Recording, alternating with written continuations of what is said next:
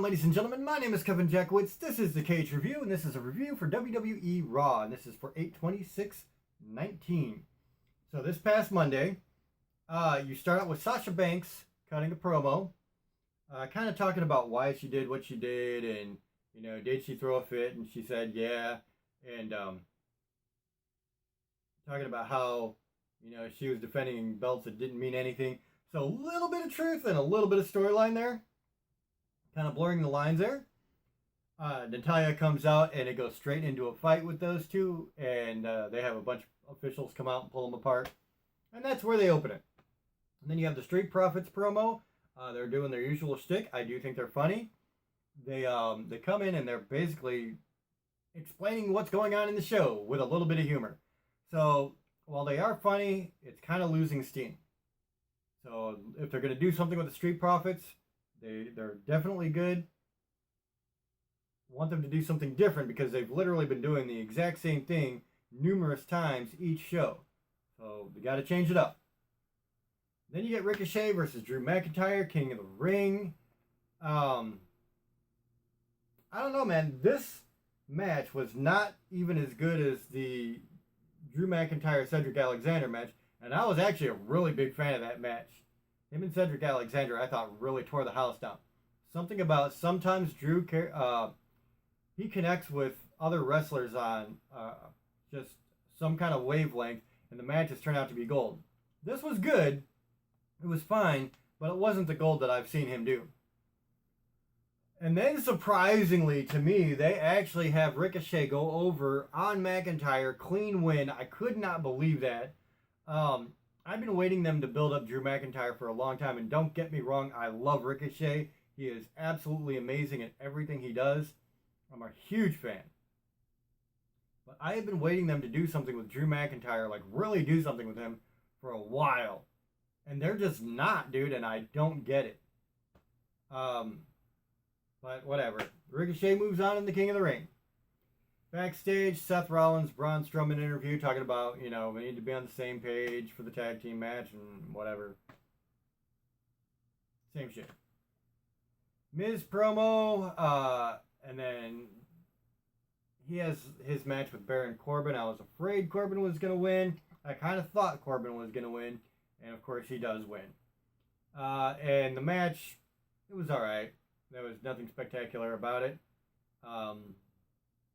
Corbin, honestly, to me, is just not that good of a wrestler. I'm sorry if you disagree. That's just how I feel. He's a very vanilla character, too. So, Baron Corbin, he cuts a promo after where he goes and sits on the King of the Ring chair, and he puts the crown on his head, and he gives this big spiel about how he's going to piss everybody off by winning the King of the Ring. Well, if he does win, that'll definitely piss everybody off. That's just how it goes, man.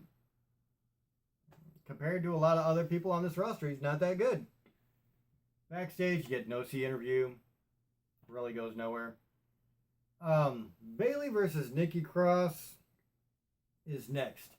And it was a decent match. I think the two women involved really put in a good effort for this one. So it was entertaining. Bayley comes across with a clean win again. Like I said, they've really been building her up, and I really like that they've been doing that. They've been making her look really solid as the champion. Backstage, you get Braun Strowman in an interview. They're asking him, is he ready to defend both the tag team titles and then face Seth Rollins for the Universal Championship? And he's like, yeah, it's going to be a big night, and I'm going to take home all the gold, basically, is what he says. So, yeah, it'll be interesting. It'll be interesting to see what they do there with the tag team championships, since we now know that Braun Strowman and Seth Rollins are facing each other later that night. It'll be cool. And then you get Tag Team Turmoil. This is 8 teams back to back to find out who is going to face Seth Rollins and Braun Strowman for those Raw tag titles. So you start out with Viking Raiders versus B Team. Exactly what you would expect. A pretty quick squash match. You know the B Team ain't going over Viking Raiders. That's done. The OC come out next, so it's Viking Raiders versus Gallows and Anderson. They're not in a good mood, and this just turns into a straight-up brawl. It goes in the ring, out of the ring, back in the ring. They won't stop fighting and actually turn it into a match. So the referee throws it out, double DQ, which the fans really hated. You hear them audibly booing it. Nobody was a big fan of that. So it was a nice way to get rid of the biggest threat. So I don't know, man. I'm baffled by how it seems to be going backwards on Raw now. They had some really, really, really good shows, and now they're doing stupid shit again. But whatever. So then you get Robert Roode and Dolph Ziggler, who have not been a team since before this night. Again, just doing shit without any explanation. And they take on the Lucha House Party, Lince Dorado and Gran Metalik. Roode and Ziggler win. And then they take on the Revival. Roode and Ziggler win again. And then they take on Hawkins and Ryder. Guess what? Roode and Ziggler win. And then Heavy Machinery comes out. So these guys, they've had this big match with, 3 or 4 teams already. And then Heavy Machinery come out.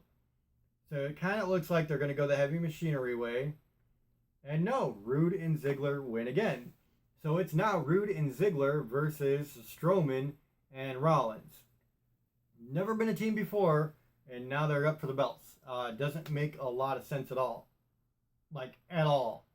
But whatever. It is what it is. So then you get Sasha Banks versus Natalya. The match itself was fine. Entertaining. Nothing really stood out. Good, though. Made Sasha Banks look good as a heel. She gets a submission win on Natalya. And then she comes back afterwards and locks a Banks statement on again. And I will say that Sasha Banks really kind of adapted and made her Sasha Banks statement kind of new. Locked in both of Natalya's arms, so it was a lot harder for her to tap. But she couldn't get out. It didn't get anywhere. And it made it look good, though. It really did. So that was kind of cool. Backstage, get AJ Styles interview talking about how he doesn't need the OC to beat Braun Strowman, which is a match later. We'll see. And then Cedric Alexander versus Cesaro, another really good match. Cedric Alexander has had some damn good matches lately with a few guys. So I think that that's cool. He's definitely showing his talent as a performer in the ring, and Cesaro has already done that. I do hate how everybody is just going over Cesaro, though. I think he's incredibly talented in the ring. One of the more talented guys on the roster, honestly.